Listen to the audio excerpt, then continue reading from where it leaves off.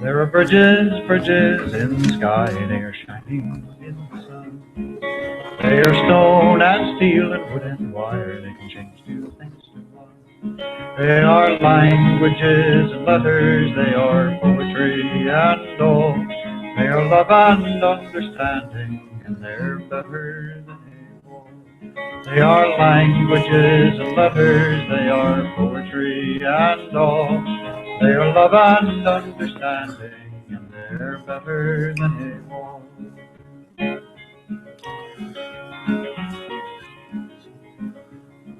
There are canyons, they are yawning in the night.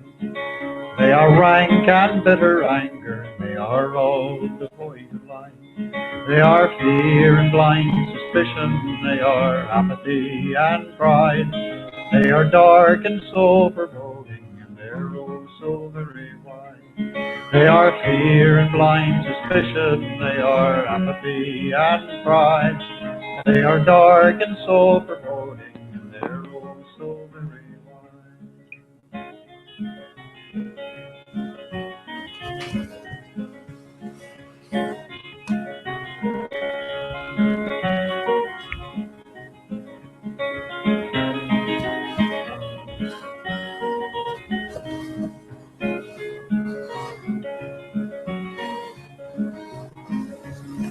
Let us build a bridge of music, let us cross it with a song. Let us span another canyon, let us write another dawn. Oh, and if someone should ask us where we're up and bound today, we will tell them building bridges and be off and on our way. Oh, and if someone should ask us where we're up and bound today, we will tell them building bridges and be off and on our way. We will tell them building bridges and be off. Well, tell them building bridges and be off and on our way. That was Bill Staines with Bridges. Thank you, Bill, for letting us use this on our programs. My name is Jeff Bella. You are with Bridges Programming. We have tonight with us Bonfire, who's taking a lot of fire to use up our energy, and she's going to have a guest. And we have Susan Comont. I'm Jeff Beller. We have a 2-hour program. Hello, Susan. And we're right now broadcasting on, of course, Blog Talk. We're broadcasting on Bridges on Google Hangouts and YouTube live. Unfortunately, the only face you're going to see is mine on YouTube because I'm learning how to do this stuff.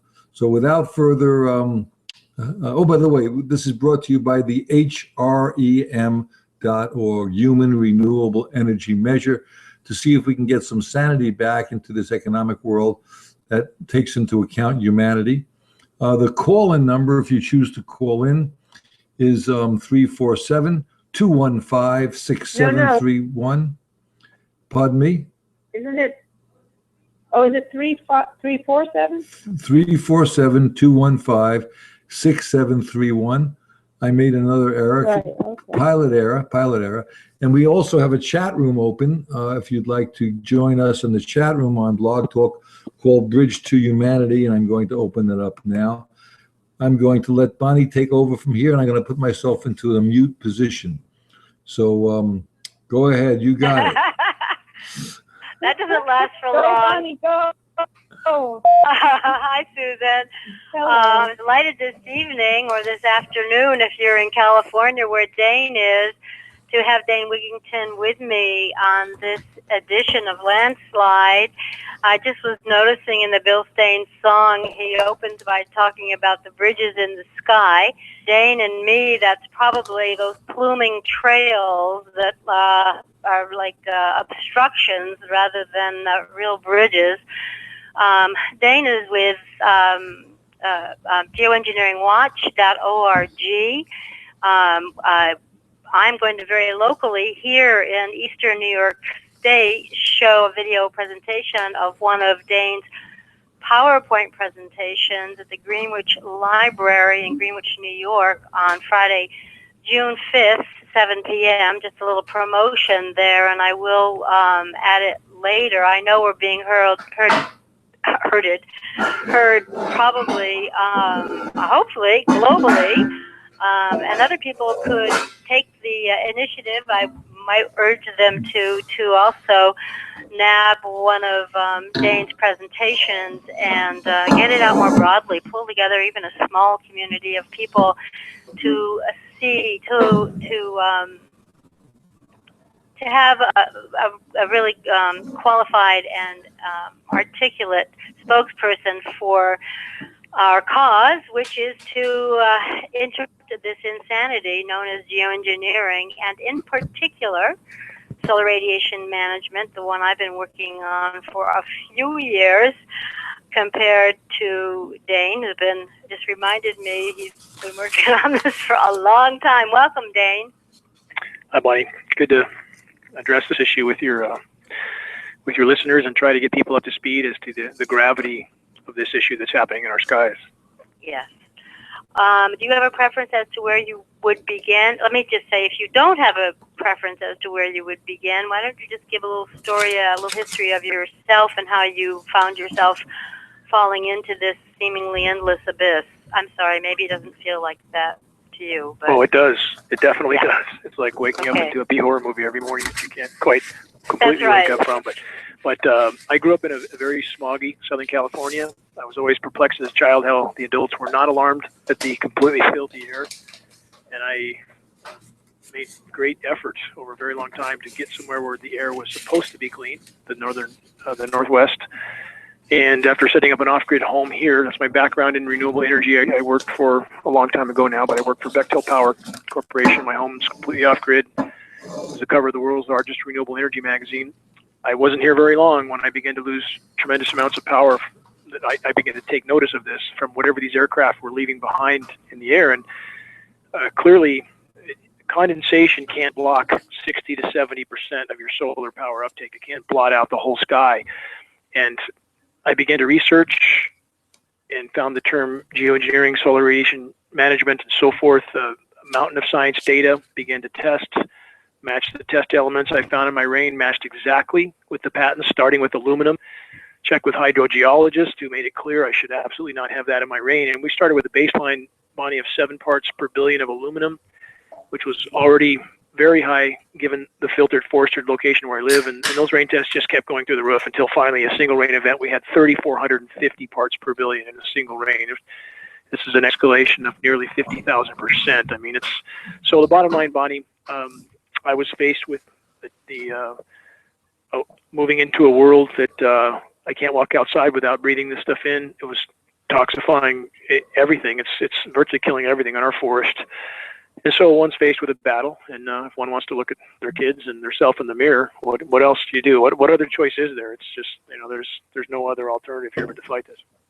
Yeah, and also I would add to that, even if I'm not going to succeed in the way that I might dream, as also a longtime activist in many different ways, I don't think I'm going to succeed in the way that I would choose to. I do dream of succeeding, but at least I am taking an action, and I think that is a critical difference that I'm seeing in people around me. It's like, oh well, it's too big. Oh well, it's a done deal. Oh well.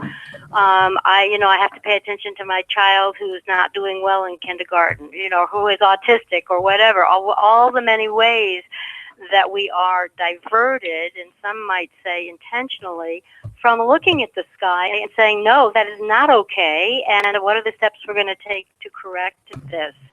So when I go off the planet, I just said to my 14-year-old granddaughter, when I leave this planet, I want to be as unenslaved as possible. So does that ring true for you, or are you feeling any kind of hope in terms of how if we're going to succeed? Success for me lies in exercising one's will correctly, period. And for every person that we help wake up, it has to matter. If that doesn't matter, then what's the point? Again, too many people won't engage in a valiant endeavor, a necessary endeavor, unless they're guaranteed a specific result. And I would argue that's a rather selfish reason to engage in, just only with the guarantee that you'll have the result that you want.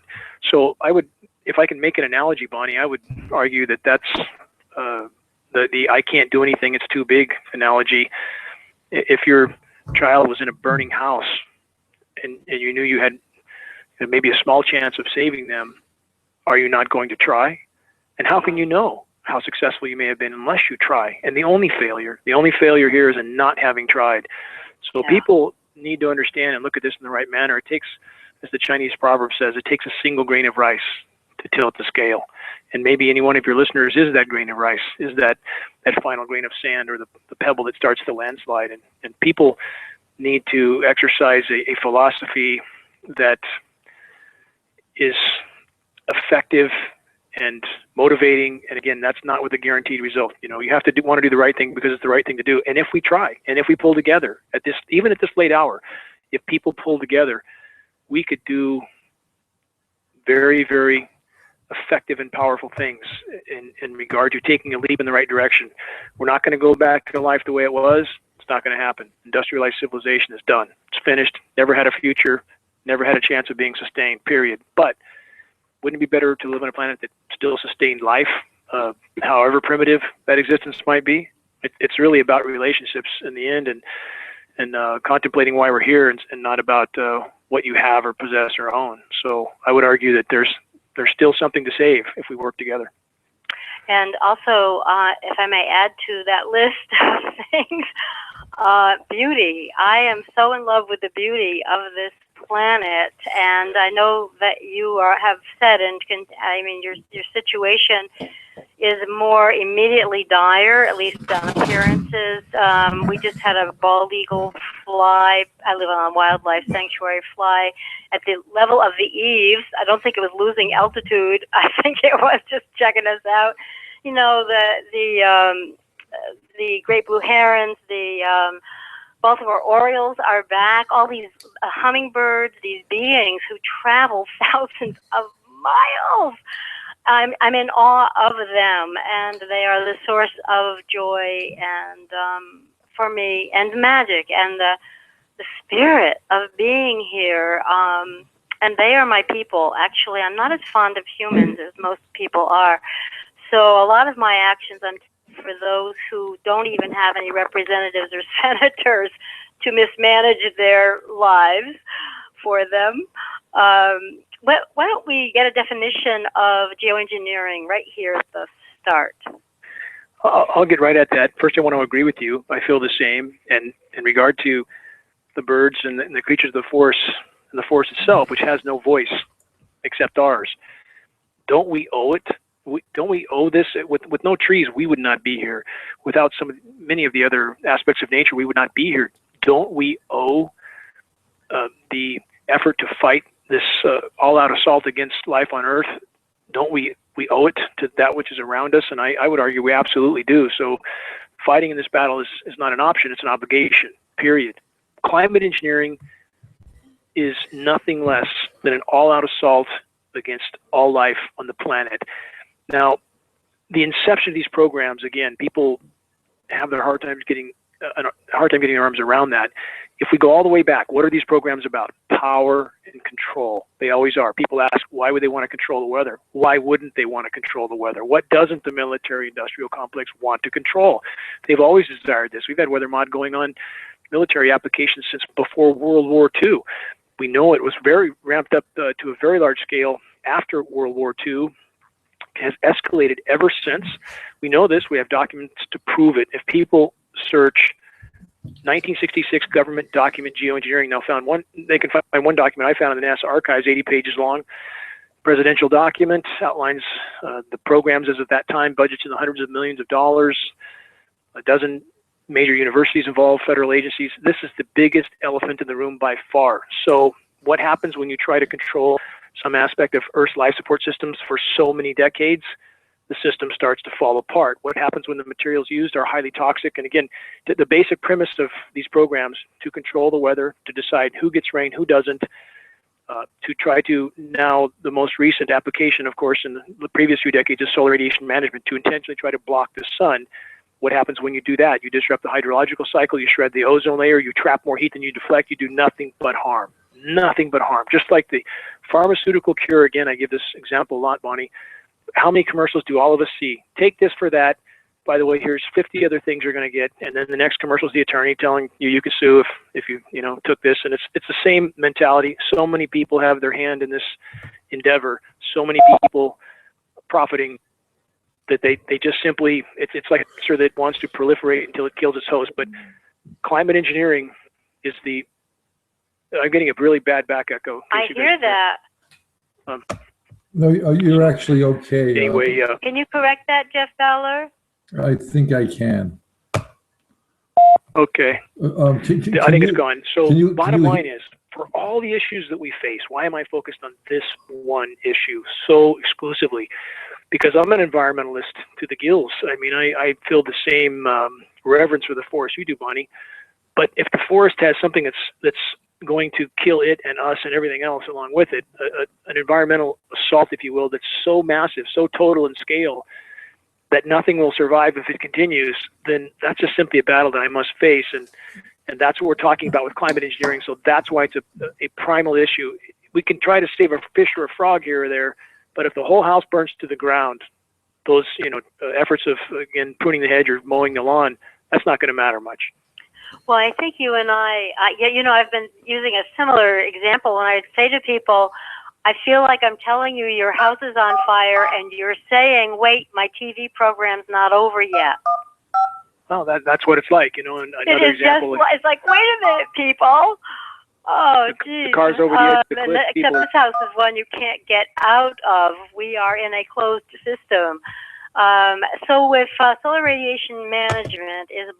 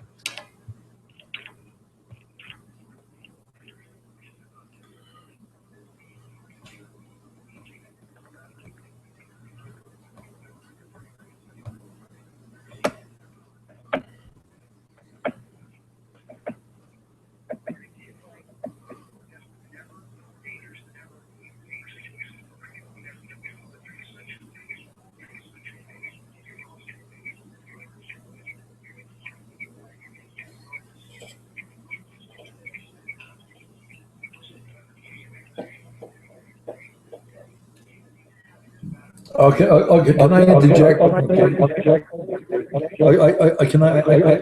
just wanted to interject something. You mentioned power and control. Hi, I'm sorry, I just wanted to interject that there's one step you're missing. The reason why, the way they're manipulating it, the reason why they have wars and why we have all these problems is directly related to an inhumane economic system. It's only to control the economics, and that's how they control us, with their power and control.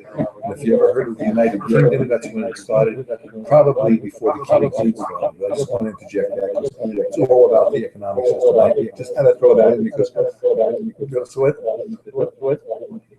Okay.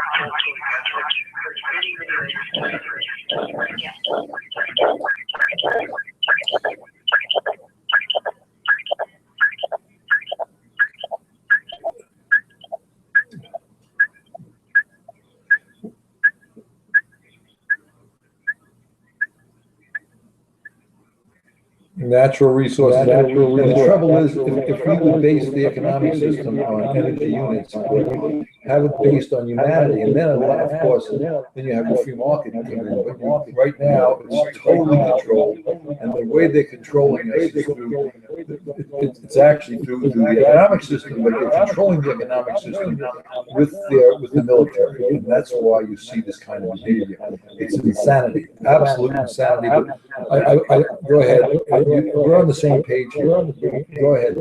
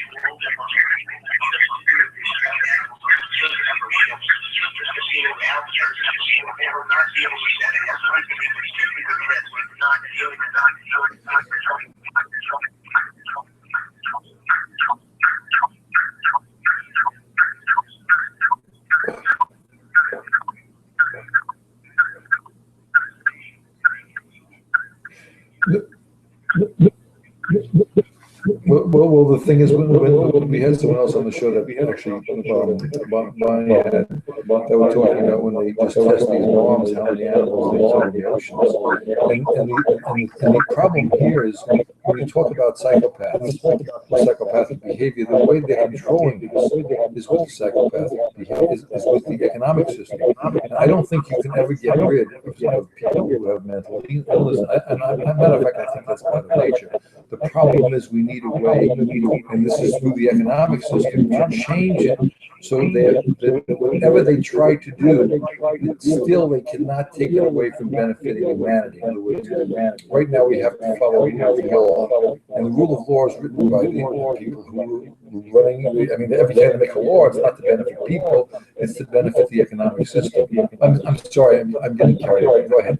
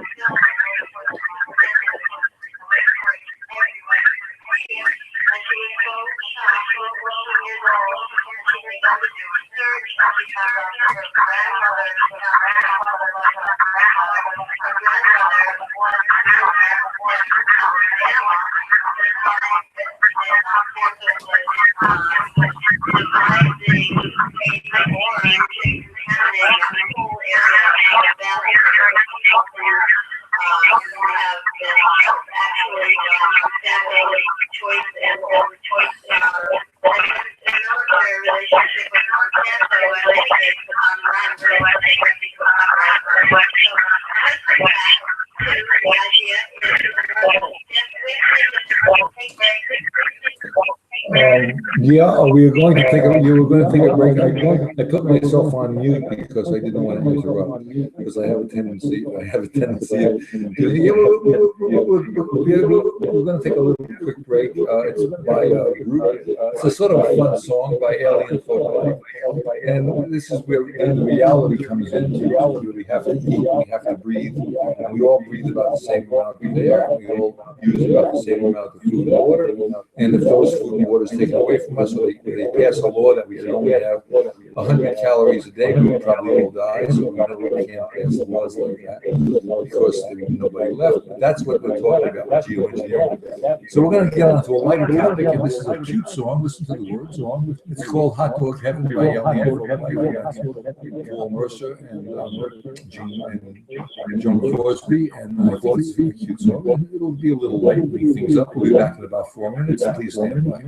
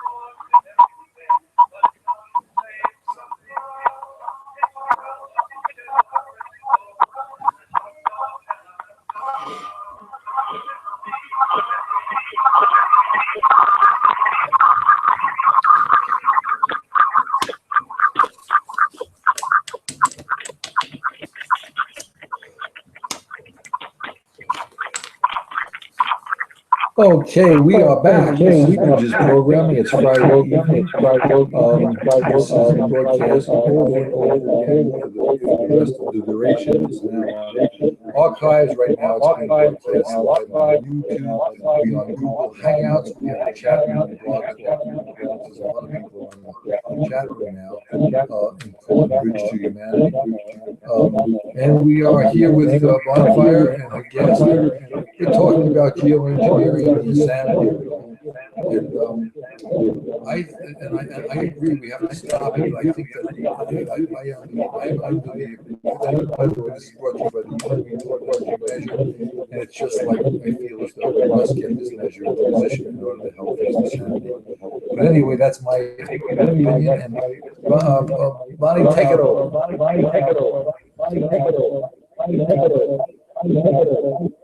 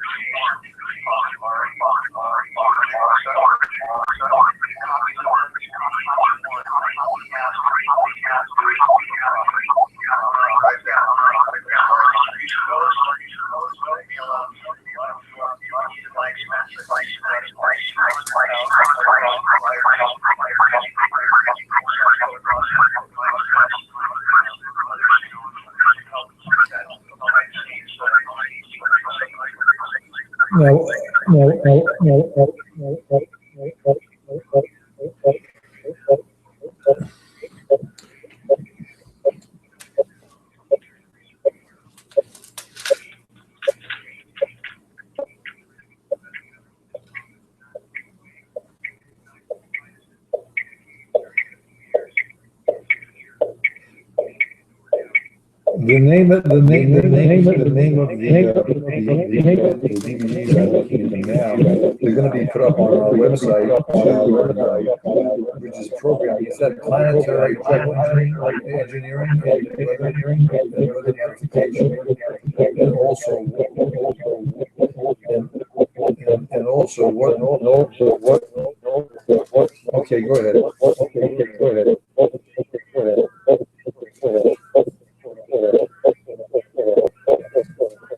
Right, we did get them. I just want to make sure that we.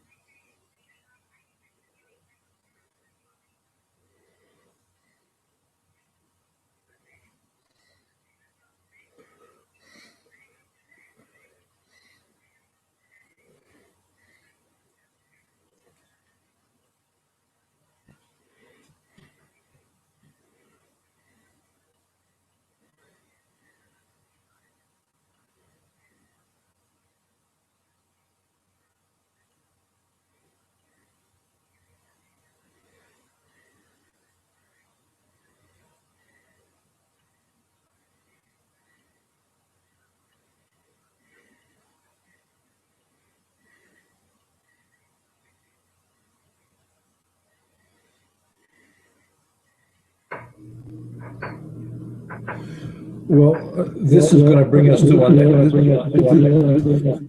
This is going to bring us to our next break. We the People by Foothills Trio. We'll be back in about 5.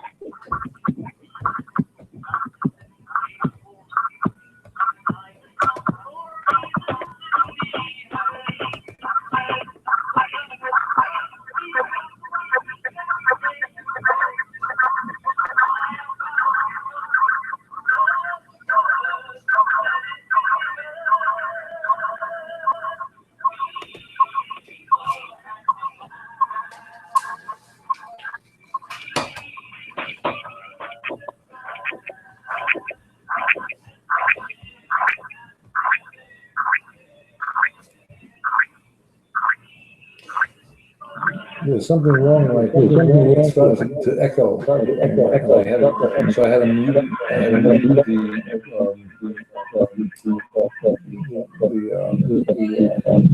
the Banana Studio. I turned off the speaker in the Banana Studio, and then I turned it off and it came to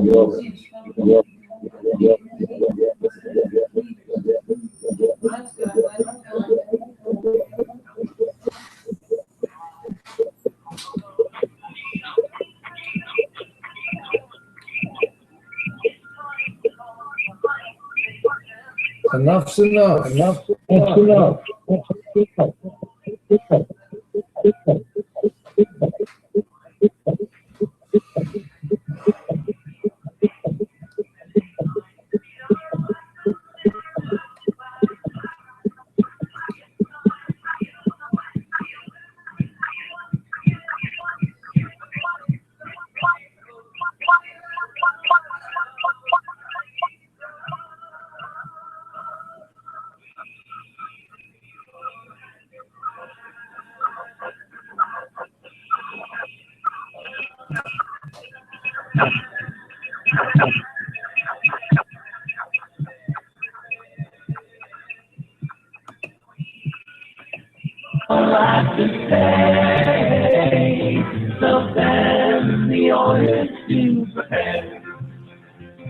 And we the people do declare and the good news and the word. We the people will be heard. We the people everywhere. We the people hand in hand. We the people understand that there's an answer, there's a way.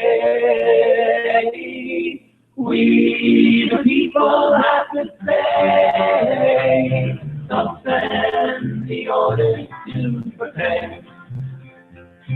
That we the people do declare, and the good news from the word. We the people will be heard.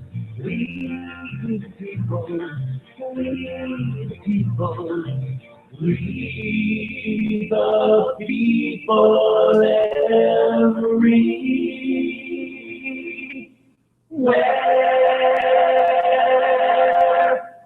Well, we are back, and my name is Jeff Beller, and we also are here with Bonfire and Susan Coleman. We just had an interview for an hour talking about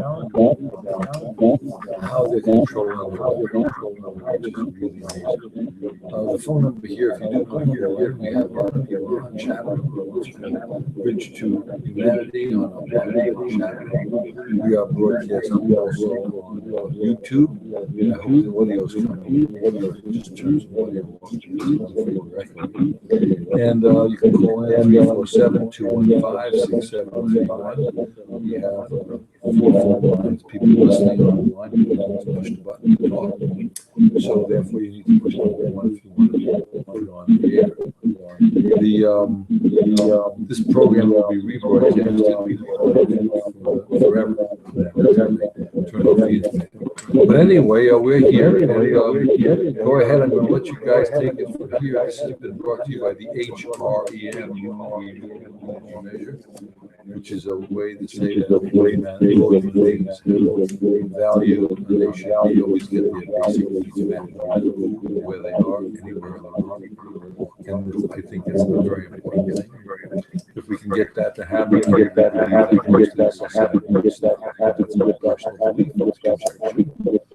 okay, you're on, Bonnie. You're there. You're on.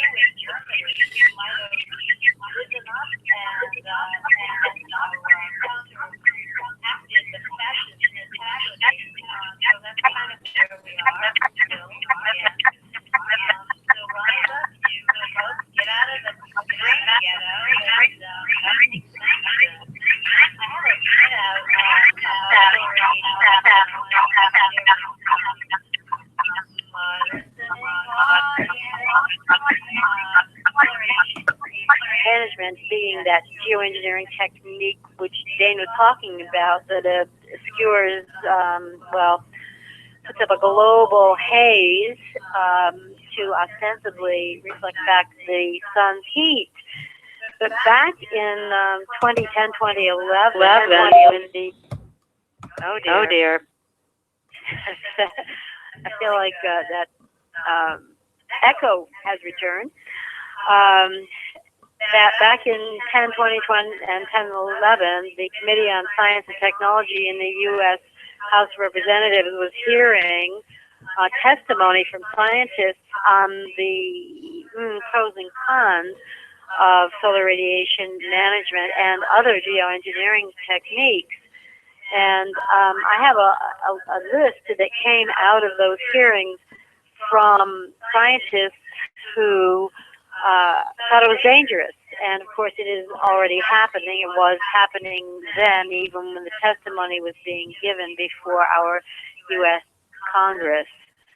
The chemical haze, whether it's aluminum oxide or barium or strontium or sulfur dioxide, it can do the following. It reduces direct sunlight, which is vital to fundamental life processes such as photosynthesis. And plankton, the basis of life on the planet by way of our oceans, need direct sunlight as well. If we're not having direct sunlight, that's just one more death knell to our oceans and the life in our oceans. Solar radiation management also lessens the public will to address climate change with low-tech, common-sense solutions.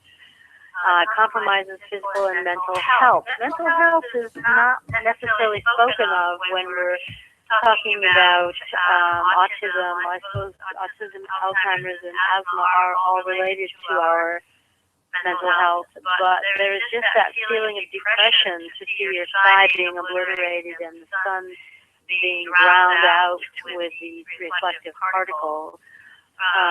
The scientists say that this approach causes continued ocean acidification from CO2, further depletes ozone, increases the dangerous ultraviolet radiation, increases diffuse radiation, making the sky less blue. Boy, do you ever know that one. Increases diffuse radiation, decreasing solar power production. And as people who have solar panels here, we resent that loss of our power production. It risks the potential for military use. You think?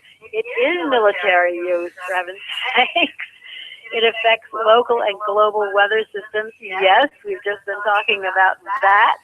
It risks much more rapid global warming if discontinued, and that's not spoken about very often because the geoengineers who are promoting these ideas are pretending that these programs are not already in effect.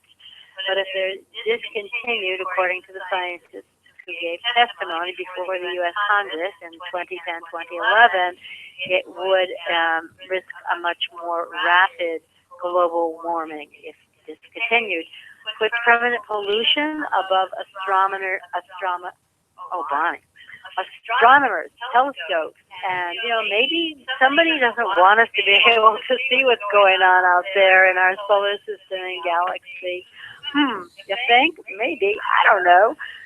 It assures that there will be human error with sophisticated technical systems. Well, the human error, maybe it's non-human.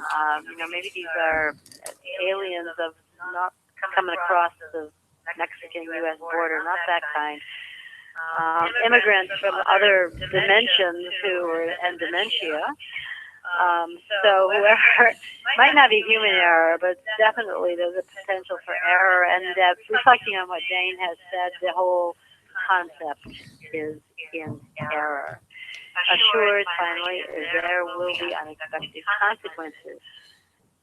Yeah, and pretty much unseen, but we're hoping that by having conversations about this issue that they will be more and more seen and that people will come out of their houses that are on fire, turn off the TV and say, no, you may not.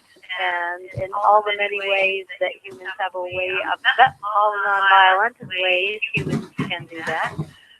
My question then is, do we have the right to try to control the planet's climate without consideration for all other species? The human species have been a little bit dubious for me for quite a while now, but all the other beings, I really seek for them. I say nobody asked me to particularly, but I just love. You know why? It's not for them, it's for me, because I need all of the beauty, all of the glorious beings who surround me here where I live in eastern New York State. But I promised, at least I said, I would try to be funny a little bit. Is that going to be possible this evening? Oh yeah. Okay, this is not maybe so funny, but began thinking about the self-censoring that goes on. The number of people who will not even talk about issues such as geoengineering, things that are obvious once you can see them, and daily and global as people begin to investigate it. That's one of the things that people don't seem to be able to talk about. Along with politics and religion. Along with what? Politics and religion. Politics and religion. I thought you said ticks, and I was going to say people don't want to talk about biological warfare either. They will not talk about it. And the organizations that are really in place to inform people about things like Lyme disease and the many subset diseases that a tick who's infected can carry, they will not come close to the issue of entomological warfare, even though it is everywhere for them to find and talk about and bring out into the public. Instead, what they're doing, they're chasing around the Infectious Diseases Society of America with trying to make sure we have legislation in our state, New York State for me, that allows a physician and the patient to have confidentiality about the treatment program they will use. This is the only disease I know of, Lyme and all its subsets, all the very many diseases, the viruses and bacteria you can get from an infected tick. This is the only disease I know of that has been legislated by state legislatures to say, yes, you and your doctor can make your decisions together. Where is that coming from? I guess desperation, maybe, huh? Well, desperation on the part of the people who, I don't know why they don't just say, I mean, the reason they're doing it is to protect the doctors who are called Lyme literate doctors. They're doing it to protect them from losing their license to practice. Anybody who wants to see more about that can see the film Under Our Skin and see the number of doctors who have lost their licenses. And I think that if you know, the general consensus was to legitimize Lyme disease, they would, you know, say, okay, you can use this kind of treatment, and then, you know, that would be the general, you know, pathway for most physicians. I don't know that there's been a situation like that yet where, you know, there's an accepted treatment formula yet. Oh my goodness, yes, it's been in place for years. The Infectious Diseases Society of America has established the protocol for treating Lyme. They're called the Lyme Guidelines. They are being updated supposedly right now, but pretty much by the same clan of individuals who have conflicts of interest, either because they're involved in the patenting of certain aspects of the disease. Yes, they are patenting parts of this disease, which is just in and of itself a crime. Oh yeah, but you know, when the military is involved and you are using this as biological warfare, and they have for many, many years, not just the U.S. military, by the way. Let's see. Let's include everybody, but the protocol is in place, and that's what has caused for some physicians the loss of their licenses. But is it I mean, you say there's a protocol, but it sounds the way you're saying it that it's not a legitimate or an all-encompassing for all the different types of infections that can occur or the types of symptoms that can occur. It sounds like you're intimating that it's not a useful protocol. Well, it's probably, I mean, what is it? I guess they use what penicillin or something, and that's like Doxycycline is the one that is famous, but the protocol has been that if after 2 weeks of doxycycline, 100 milligrams a day, you are not improved, then what you have is a syndrome that is psychological. You have that's what I mental mean. illness. So when they they really are established it, covering the full spectrum of what can happen because they really don't want to cover it. They want it to be, what was it? I mean, you know where I'm trying to go with this.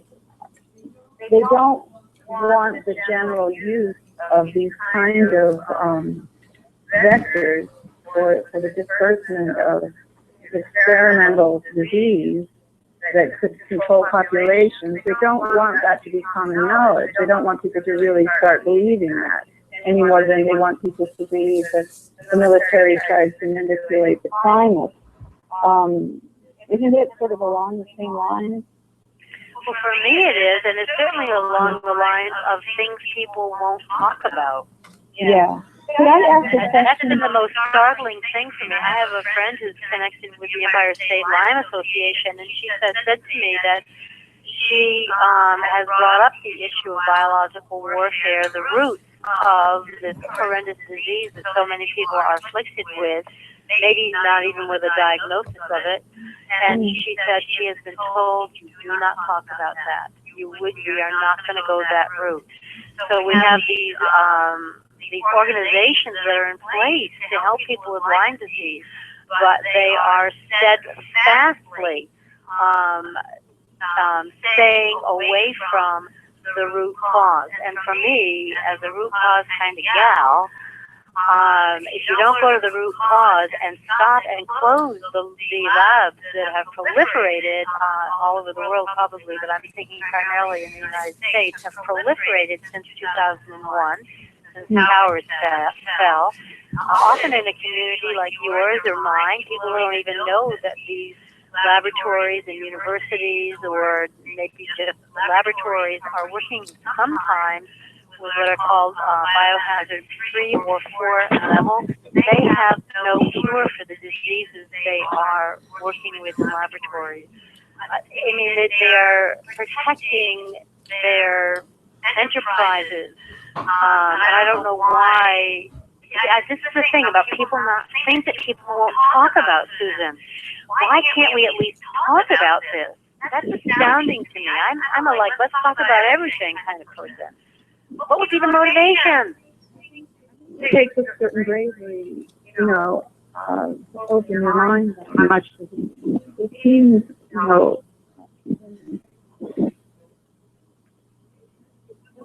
I don't hear you, Susan.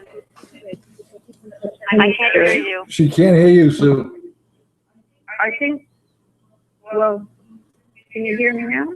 I can, thank you. Okay, hi. I think most people, it violates their minds to think that it's that sinister and that, and people could be that psychotic and manipulative to the detriment of huge populations. I mean, it violates the mind. And it violates the mind.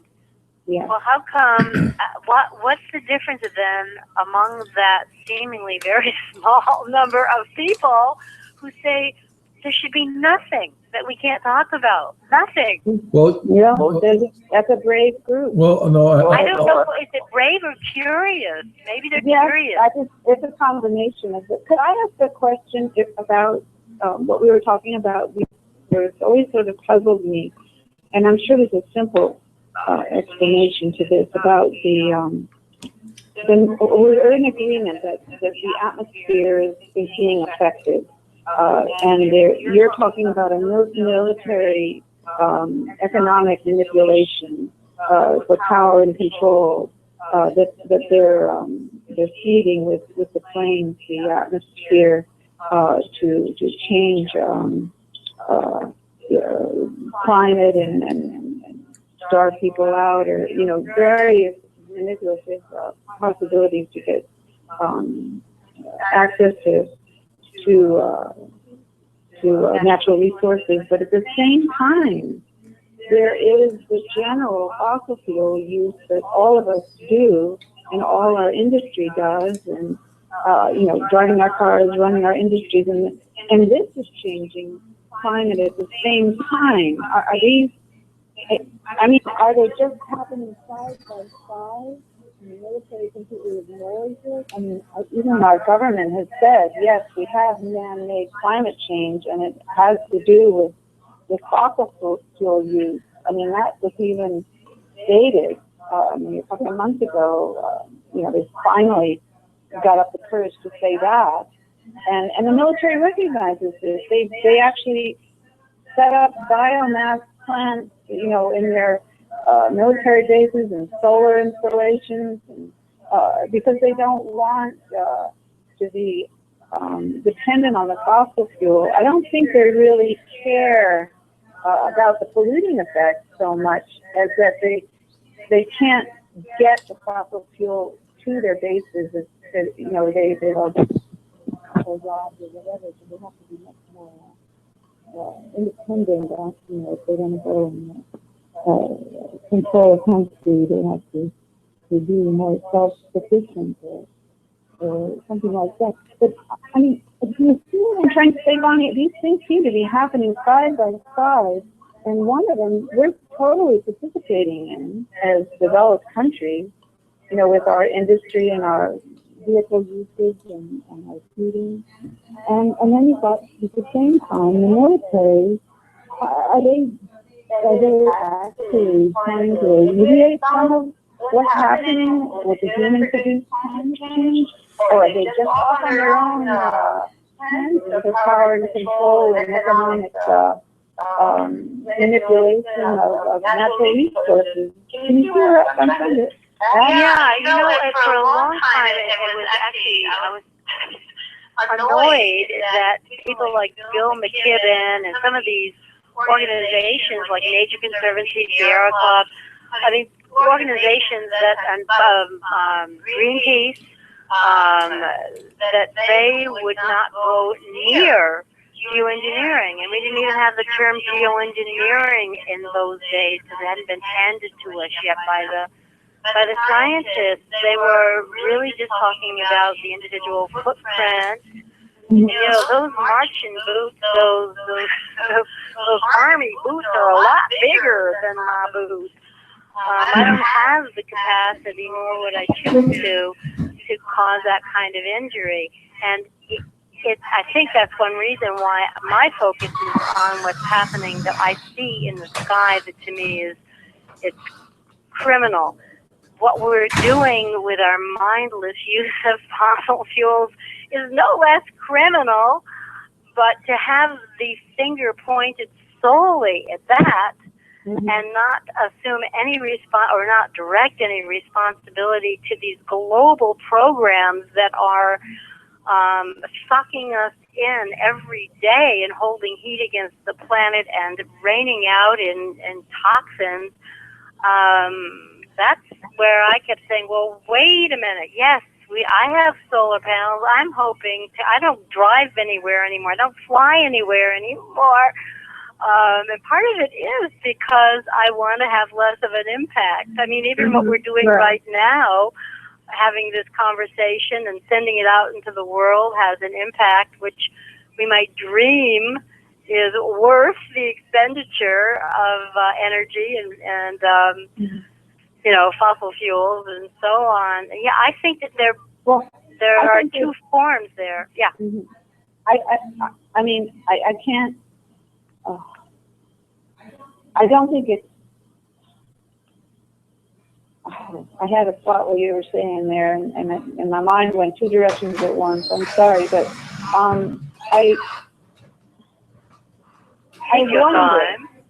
wonder if the military has any kind of altruistic in some corner of what they're doing. Are they actually thinking, well, maybe something we're going to do is going to help to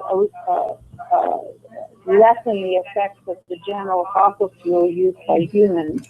Are they even thinking about, are there any meeting points between these two climate destroying activities, or are they happening just side by side and completely different directed? They're directed by completely different groups and motives, and it almost sounds like the military is using general fossil fuel climate change as a smokescreen for what they're doing. I mean, no pun intended. That sounds very appropriate. You know, I mean, what you're saying, yes, I think it is a smokescreen. I'm not saying that we're not culpable. And our choices are abysmal. And then you add to it genetically modified everything, which is kind of, we have that contamination going on now. I mean, there's so many sources of aberrant behavior from, I don't think they're humans, but okay, they're not humane in any case. But let's go back to the Vietnam War for a minute, because Project Bonfire, just to reflect on your question, Project Bonfire during the Vietnam War was weather modification for the purpose of making the Ho Chi Minh Trail muddy, so that the enemy, and there's always an enemy, I'm sorry to say, was unable to bring in their supplies. Now, from the point of view of our team, our soldiers, that would be a good thing. So when you talk about benefit, is there any kind of altruism? I think the altruism is about as developed as that example. It's very limited. You know, we still got this concept of good and evil. We still got this concept of team. As long as we have those, I think we're doomed. Okay, well, I want to interrupt because that's where we have a problem with this whole system. And if we can cooperate rather than compete, we would not be having these problems right now. Could I ask what I agree. Did the climate manipulation begin with the military involved? Do you have a sort of a date on that? I just want to. When did it begin? Yeah. If you have Well, the thought is that in the 1980s, it was that it goes back actually to World War II, but it seems to be creeping up to, and now it's so blatant and it's so constant. And people in Europe seem to be getting a lot more traction, people who are opposing geoengineering. There was a wonderful, someone kindly sent me, there was a protest in Italy that I think had 3,000 people protesting solar radiation management or chemtrails or whatever term they want to use. So it's the same thing. It's just, we don't seem to have that. We're the 3,000 people who would go into the streets in this country as a group, as an organization, to say, stop it. This is a crime against the planet. We don't have it. So it's been going on, well, Dane said going back to World War II, but I think the evidence it actually started. It really is in the It actually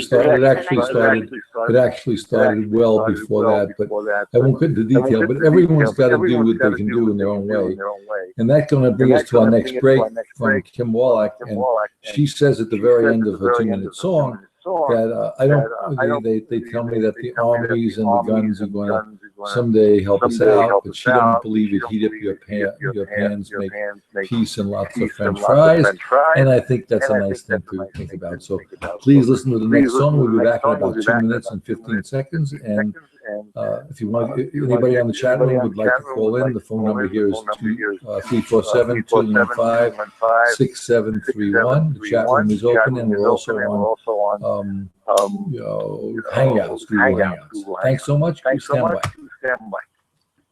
This whole world has trouble. Everyone knows there's garbage in all of our lives. We try to get through it each our own way. And for me, I just eat French fries.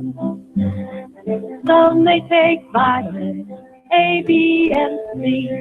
Tofu, granola, brown rice. They all give me wheat germs and brewer's yeast, and I put it on my French fries. Some watch the stars, have their charts done, and read all about every sign. I wonder if Orients every full moon pig out like me on French fries. Some got religion, devotion, and guilt, charity and grace are divine. I hear things are hotter than ever in hell, but in heaven do they have French fries?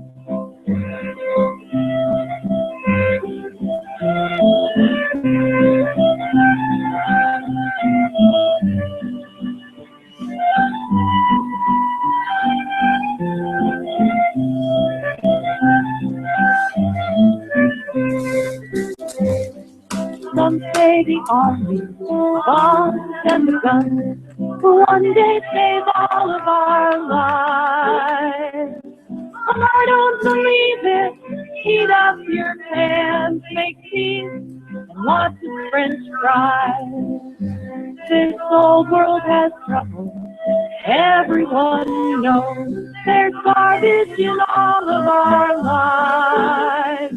We try to get through it, each our own way, and for me, I just eat French fries. Well, welcome back. Welcome back to Blog Talk, to Bridges Programming. We're on Blog Talk, we're on Google Hangouts. I really appreciate the fact that you guys are hanging in there and listening. Everyone's got to do this their own way, but if you can just think about what this program's about, we're literally killing people all over the world. We're killing ourselves. What Bonfire was saying is that it's hard to talk to people about this because their mind rejects it. We have another program with Paul Marco called the belief systems, and the belief system is you don't want to face up to this. So I think we need to get to a point where, just look in the mirror and say, look, how many people are we killing today? And why are we killing them? And is there any way of stopping it? And just ask yourself that simple question. Okay, Susan, are you there? Oh yeah, Bonnie took over. Well, I'm here too, and the issue of things we may not talk about is, I don't know if it's proliferating in my community or around the world. I have a woman I know who said, yes, I know what you're talking about. I understand what's going on in the sky. It's really wrong. She said, but I'm not going to talk to my friends about it. And I have not yet asked her why, because we were just having a conversation in passing. But this, to me, is one of the most frustrating points of reference, I guess. People who see something, they know it's wrong, and they are so afraid of ridicule, that they will not speak up. And I would say that there are, I don't know, I would fault the education system in part for that. I don't know how I squeaked through and just came out wanting to discuss everything and being unafraid in that regard. I mean, there's things that I'm uncomfortable talking about too, of course, but not these things of monumental, earth-shattering importance, things that we could actually, what?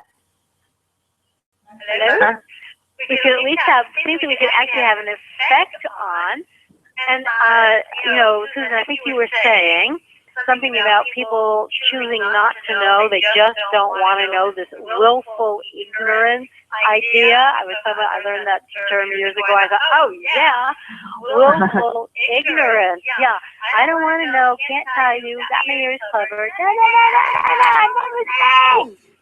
But the people who are in that state of being put people like us, or at least myself, in greater jeopardy, because then I'm hanging out on the edge without the support of people who actually agree with me because they are afraid. And we wouldn't be hanging out on the edge alone if there were more people. In fact, another person said to me recently, it was in our food co-op here locally, we were talking about a performance that a very capable regional actress did about war, the endless war, how we can't seem to break that cycle either. And when they were talking, she and a friend were talking about it, and the friend said, boy, wasn't that amazing? I said, yeah, but it's the same information. We just keep saying, war is a bad thing, and we need to have some things in place. And for me, personally, that is letting go of the notion of good and evil. Just scrap good and evil. It would make such a big difference. It'd be very hard to have wars if we didn't have enemies. And this woman who was in on the conversation, she said, we're really stuck. And I said, I'm not stuck. And I wish what I had said to her is, I'm just lonely. I am so lonely in this endeavor. I don't feel stuck. I feel ready to roll. So please don't include me in the stuck people. Okay, I'm enslaved just like everybody else, but in different ways, I have to say. In the amount of time that we have left, Susan, did you want to respond to that? No, go right ahead. Well, I came upon something. I've been buying the New York Times. I know that may not, as you know, because you think it's ill-advised, but I got a copy yesterday. This is my news source, I guess, since I don't trust any of the other ones. And this isn't really a cut above, but here's an article on the national news page from yesterday, Thursday, May 7th, 2015, the New York Times. Military exercise stirs conspiracy theorists. Why do they have to do that? Maybe because otherwise they couldn't have even had the article published. But here it is. Questions are raised by... Is that a reference to the jade helm exercises? Yes! Oh, yeah, right. Go ahead. Yes, and what's interesting to me is that I wanted to actually write an editorial for the New York Times saying, wait a minute, stop. I know these people are a little scary, these supposed conspiracy theorists, and no, they're not my best buddies. Maybe they're all Michigan militia types. I don't know. That's not my style in the world. But I am actually grateful to the governor who had a directive to have the Texas State Guard keep an eye on this military operation. Right, because that was interesting. That was an interesting twist. Right. Yeah, and apparently they're planned for Texas, New Mexico, California, and other southwestern states, it says here, in part as a secret plan to impose martial law. These are what the paranoid term they use is paranoid skeptics. And I don't think it's paranoid because I, in the last year, got to do some research on the Special Operations Forces. And they are all over the world. And they're also here. And why wouldn't they be here? This is like the Black Ops military.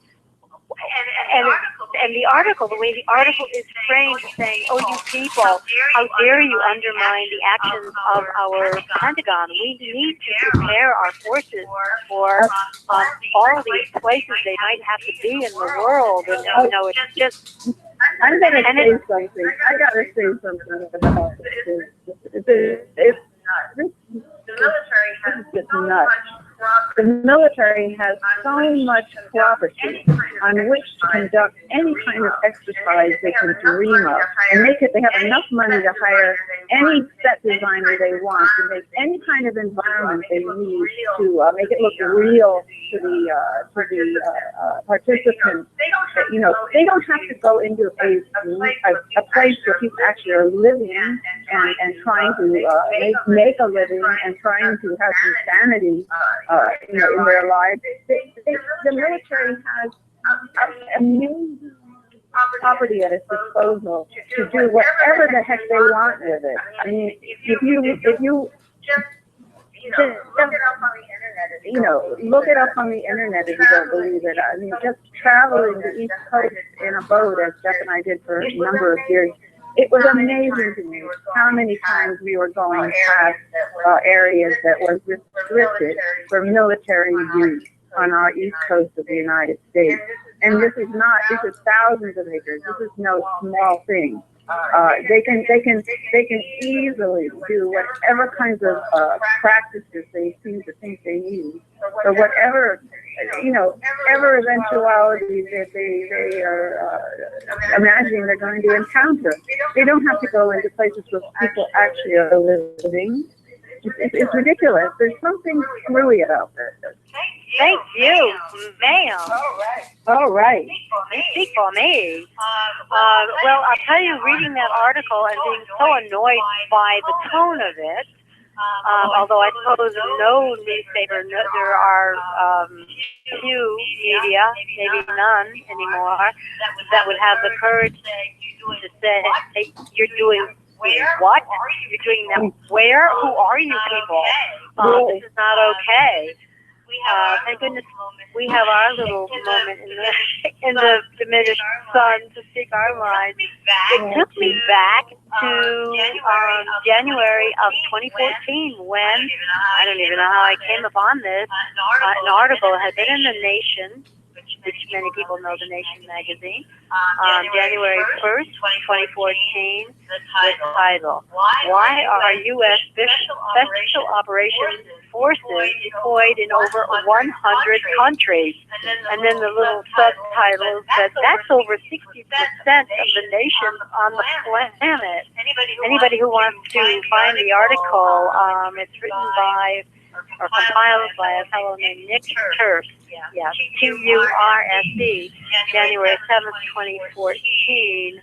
And I suppose they could just Google it with Special Operations Forces article, and they would come upon it. It's really worth reading. And there's a map that shows all the location. Let's see. It's actually Tom'sDispatch.com was where the article originally appeared. And I suppose by now there are many later updates since this article occurred, but this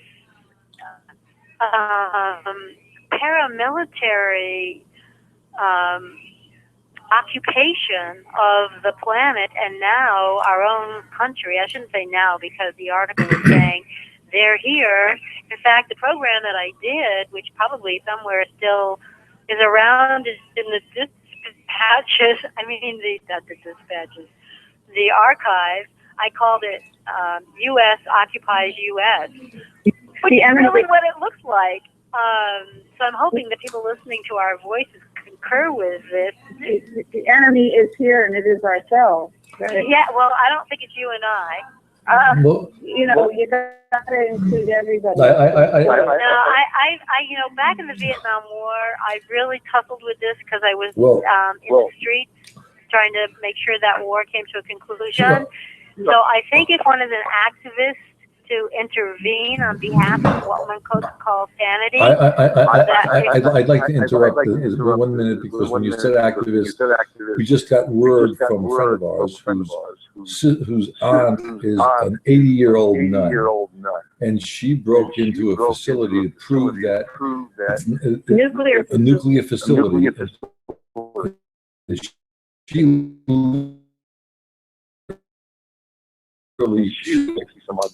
walked over to the most secure nuclear facility in this country, and they took a pair of wires, military facility, and they took, and this is an 80-year-old nun and two 60-year-old guys, and they cut through a fence, and then it cut through another fence, and then they walked. They couldn't believe it. They walked right into where the main storage was. They could have done anything there. So they took a spray bottle of paint and sprayed peace, not war. She literally called the police herself, and she's done 3 or 4 years of time waiting for trial.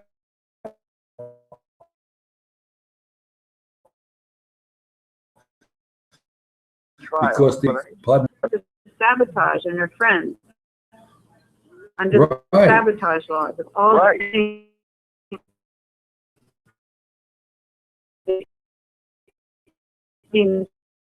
And it's an act of sabotage, probably distorted. But anyway, just today, that whole thing was overturned. The conviction was overturned, though they've already served 3 years, for vandalism. That holds the vandalism. But you wouldn't have been, that wouldn't have been the case if they hadn't had sabotage attached to it. But now the sabotage charges have been overturned. They were felt to be excessive, and when they really looked into the intent and the event itself, it's just amazing. But this just happened today. This is. So are they released? They will be released now because the charges have been overturned. Yeah. Her name is Megan Rice, and she's just said a nun, and was working with the group called Plowshares, beating the arms into plowshares reference there in the Bible. Anyway. Swords. Swords, right? Yeah.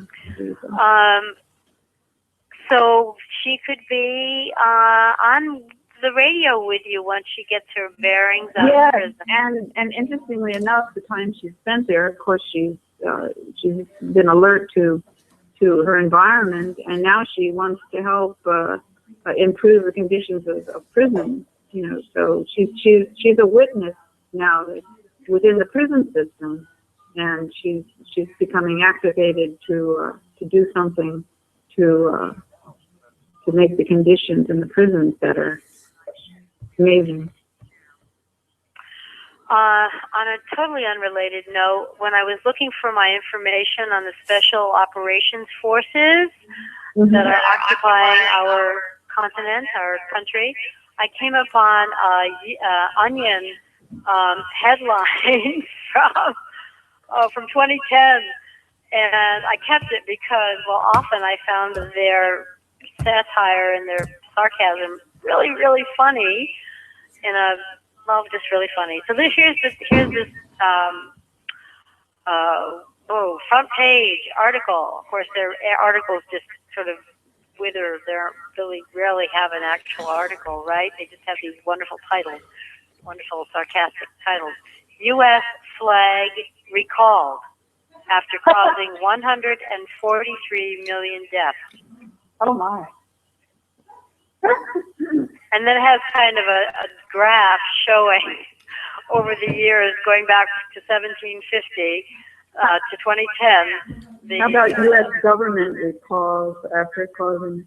Oh, if only we could do that. If only we could do that. And I heard Chuck Schumer in New York State, of course, today, singing the glories of Hillary Clinton. And I thought, oh, come on, please. Oh, he wants to be her running mate. I think he wants to be her running mate. Oh. Well, that's all very disturbing for me. He's a very ambitious guy. Well, I'd say she is too. Yeah, but she's a lady. Maybe not a guy. Right, there you go.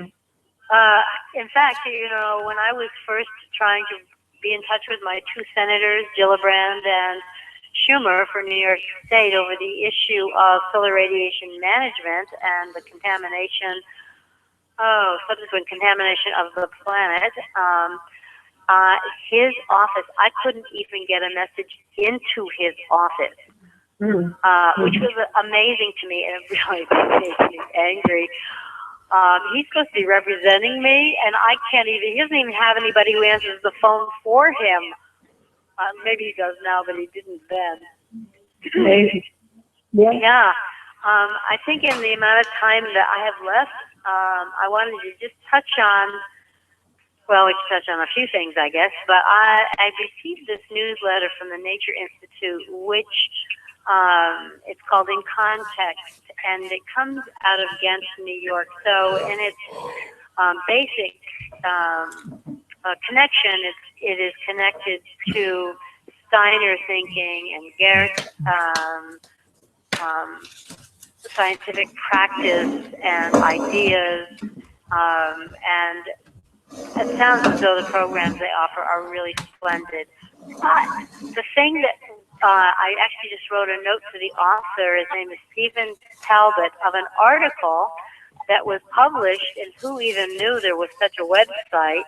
It has to do with evolution, creationism that split once again, the good, evil, only two ways of thinking about anything.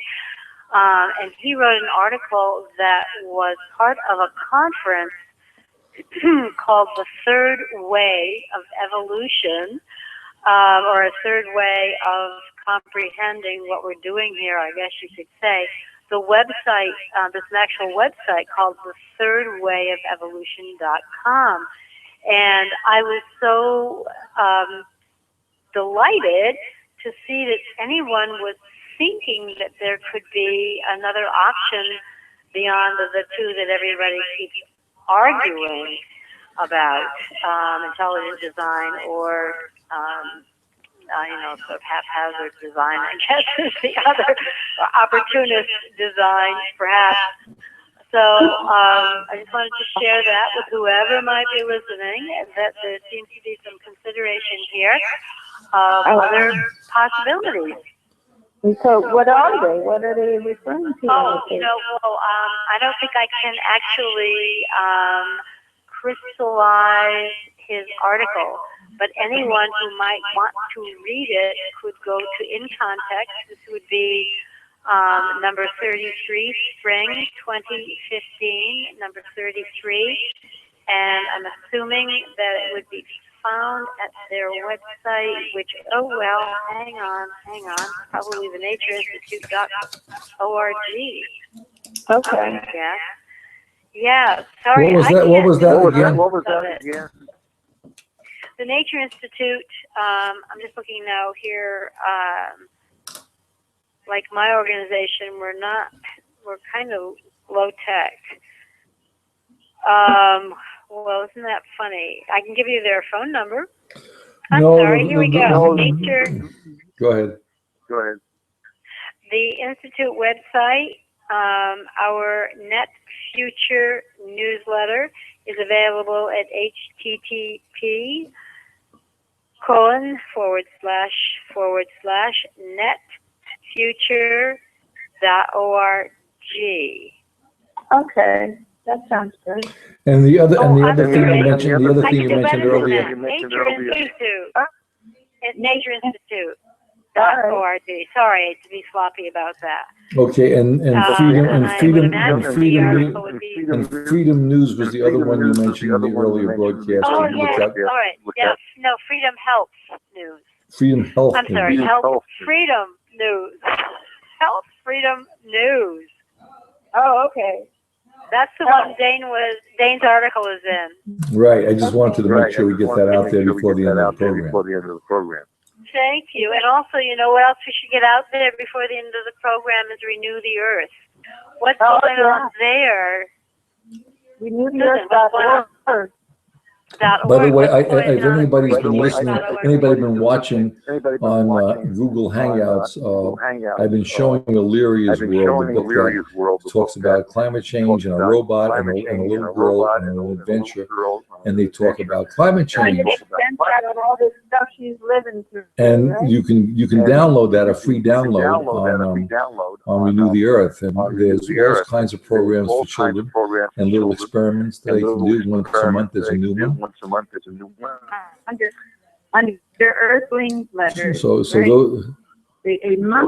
we're doing that, and then we have the key here is for everybody to start thinking. I don't care how you do it, just start questioning what's going on in this world, and just keep. We have to stop thinking that we're slaves and start believing that we're really individuals and have value. Our economic system has been beating us down for many, many, many thousands of years. To believe that what we think or what we, deep in our real conscience consciences is not valuable, but it is valuable. And that's why we have trouble talking about things that people don't want to talk about. Right. People aren't empowered enough. I think it's been thousands of years, Susan. I don't know, maybe more than that. Well, we figured the best we could do with this, the best we could do with this, it was we actually had to go back to before. When civilization first started, so how many thousands of years was that? Maybe 8,000 years ago. When civilization first started, and the kings took over, and they said, no matter what, we're going to control the slaves. And that's when it started. And it's very difficult. So our brain is thinking that we have to have leaders. Well, the system didn't work that way. And do you really believe that we're that much stupider than our politicians who we elect? I mean, there is no reason for this kind of behavior. We're electing people who follow the economic running. I'm rambling on. We have to go. Thank you very much. We're leaving soon. We're going out in a few seconds. Thank you so much, Bonnie. Thank you so much. Be well. Have fun. All right. Enjoy the beautiful weather tomorrow. Okay. Bye, my friend. And suddenly the crush of oil comes along. The neighbors out of work because they closed the factory. You try to stretch your paycheck, but it's never quite enough. So energy. It all comes down to energy. You wonder where the money's gone. Well, here's some fuel for thought. It all comes down to energy. Awesome fuel and extra life for cripples and away. Cars and farms and factories and stocks. Supplies go down in prices, so our future's are at stake. And when it's gone, it won't come back, and we'll be out of luck. Oh, energy. It all comes down to energy. Where the money's gone, oh, here's some food for thought. It all comes down to energy. We can get our energy from corn and grass and trees. And trash can turn to biofuel. The recluse and extract the whole of oil companies. Renewables can fuel the world. We're here to spread the news of energy. It all comes down to energy. You wonder where the money's gone. Well, here's some fuel for thought. It all comes down to energy.